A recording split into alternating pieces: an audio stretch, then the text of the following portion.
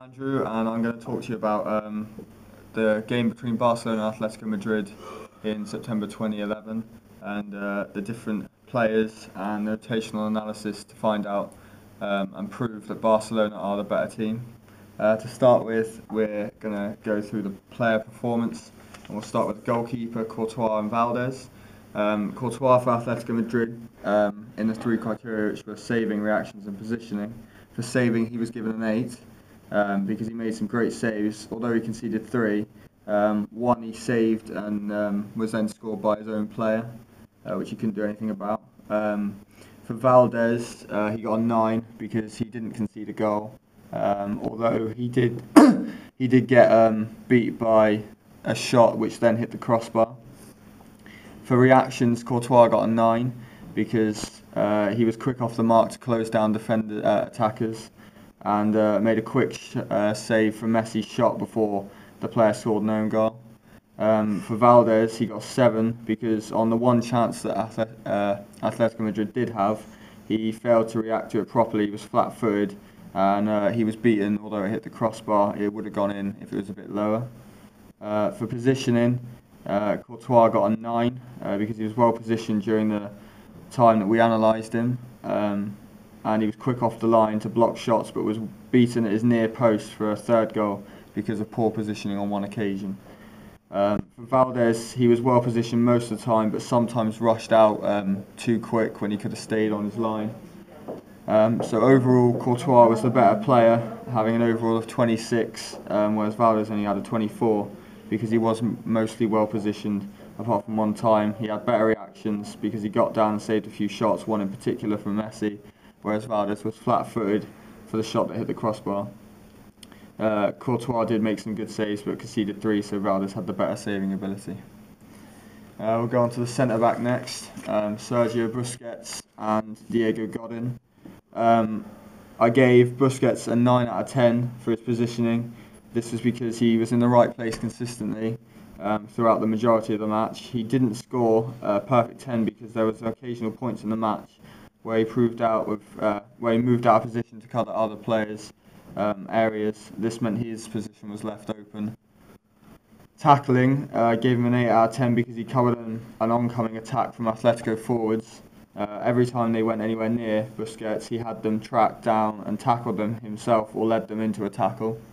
For heading, I gave him a 6 out of 10. This is only because he didn't have to use his heading at all throughout the game, but at the level of football he plays at, he should be at an excellent standard and should be able to form successful headers when needed. For Diego Godin, I gave him a 7 out of 10 because he was caught out by Messi and Villa on more than one occasion. This is because he left his position to cover his other players as well as himself, but he was not aware he was out of his own position. For tackling, I gave Godin a rating out of 6 out of 10 because he was outclassed by the likes of Messi and Villa. Every time they attacked Miranda and Godin, Messi and Villa manoeuvred them around easily, so Godin did not get as many good tackles as he'd like to have done. Heading, I gave him a 6 out of 10 because he was throughout the game. He rarely had to head the ball, but at this level of the game, he should be successful at heading the ball and clearing it effectively. This is why he was given a 6. So overall, Busquets was better because he managed to defend a lot better, kept to his position a bit more than Godin did, and led them into tackles and tackled their forwards, whereas the other two failed to do that on more than one occasion. For the midfield, Xavi and Thiago, the 3 areas we were assessing were passing, dribbling and tackling. He got a 9 out of 10 for passing, 9 out of 10 for dribbling and a 7 out of 10 for tackling. He was outstanding understanding with the team, and he was definitely the best passer on the pitch, as both wingers, Pedro and Villa, were making plenty of movement for him to pick his passes and to play the ball into space.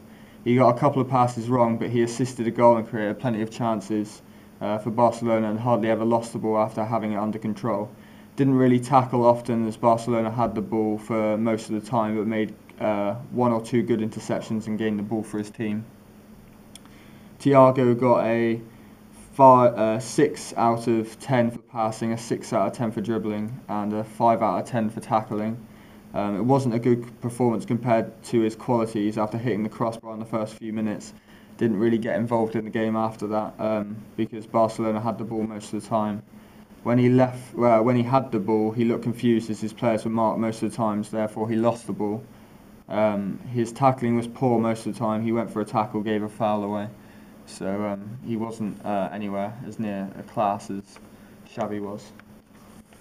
For attackers, I've done David Villa and Reyes. David Villa got a 9 for passing.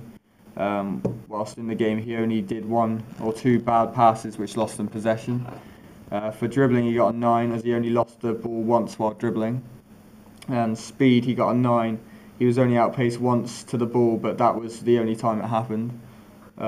Reyes got an 8.